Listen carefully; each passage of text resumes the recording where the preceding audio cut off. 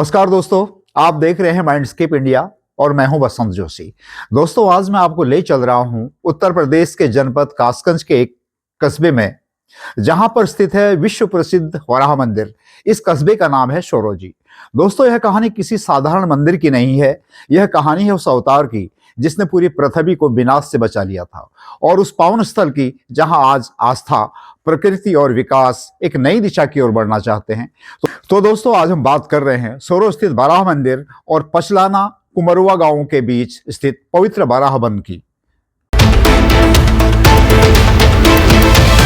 दोस्तों, जैसा कि आपने पढ़ा और सुना होगा कि वराह कोई साधारण देवता नहीं थे। वराह थे भगवान विष्णु का तीसरा अवतार। जब असुर हिरण्याक्ष ने पृथ्वी को उठाकर रसातल में छिपा दिया था, जब सृष्टि का संतुलन बिगड़ चुका था, तब भगवान विष्णु ने वराह का रूप धारण किया, आधा मनुष्य आधा वराह, और अपने दांतों पर पृथ्वी को उठाकर फिर से उसके स्थान पर स्थापित कर दिया था। यही वराह अवतार का मूल उद्देश्य था दोस्तों, धरती की रक्षा, धर्म की स्थापना और सृष्टि का संतुलन। इसलिए वराह केवल एक अवतार नहीं, बल्कि सनातन परंपरा में संरक्षक शक्ति का प्रतीक माने जाते हैं। दोस्तों, सोरो का यह वराह मंदिर इसी गहरी पौराणिक आस्था से जुड़ा हुआ है। मान्यता है कि यह क्षेत्र प्राचीन काल से वराह उपासना का केंद्र रहा है, और इसके आसपास फैला वराह वन इस धार्मिक परंपरा को और भी पवित्र बनाता है। सोरो के पसलाना और कुमरवा गांवों के बीच स्थित इस वन को धार्मिक पर्यटन से जोड़ने के लिए यहां भगवान वराह की एक विशाल और भव्य प्रतिमा स्थापित किए जाने की मांग बहुत तेजी के साथ उठ रही है। इस मांग के पीछे सिर्फ भावना नहीं, बल्कि सोच है। सोरो के पुरोहितों, संत समाज और सामाजिक संगठनों का कहना है कि वराह भगवान इस भूमि से ऐतिहासिक और आध्यात्मिक रूप से संबंध है, और यहाँ उनकी विशाल प्रतिमा की स्थापना सनातन संस्कृति के पुनर्जागरण का प्रतीक बनेगी। इसलिए यहाँ पर उनकी मूर्ति की स्थापना की जाए। इस बारे में स्थानीय पुरोहितों का मानना है कि जब भगवान वराह ने पृथ्वी को बचाया था, तब उनका मिशन सिर्फ युद्ध नहीं बल्कि संरक्षण था, और आज उसी संरक्षण की भावना को जीवित रखने के लिए इस वन क्षेत्र में उनकी विशाल और भव्य प्रतिमा लगाना बहुत आवश्यक है।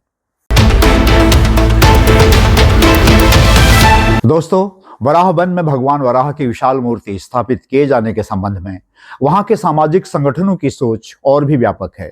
उनका कहना है कि अगर वराह वन में भगवान वराह की विशाल मूर्ति स्थापित होती है, तो यह स्थान सिर्फ एक तीर्थ नहीं रहेगा, बल्कि धार्मिक और प्राकृतिक पर्यटन का एक बहुत बड़ा केंद्र बन जाएगा।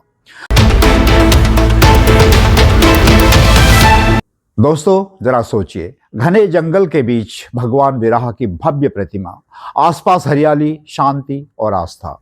यह दृश्य खुद में देश विदेश के श्रद्धालुओं और पर्यटकों को आकर्षित करेगा, और इसका सीधा लाभ स्थानीय लोगों को मिलेगा। स्थानीय युवाओं को रोजगार मिलेगा, गाइड, दुकानें, होम स्टे और अन्य प्रकार की सेवाओं के भी नए अवसर पैदा होंगे, और धीरे धीरे यह पूरा क्षेत्र आर्थिक रूप से मजबूत होता चला जाएगा।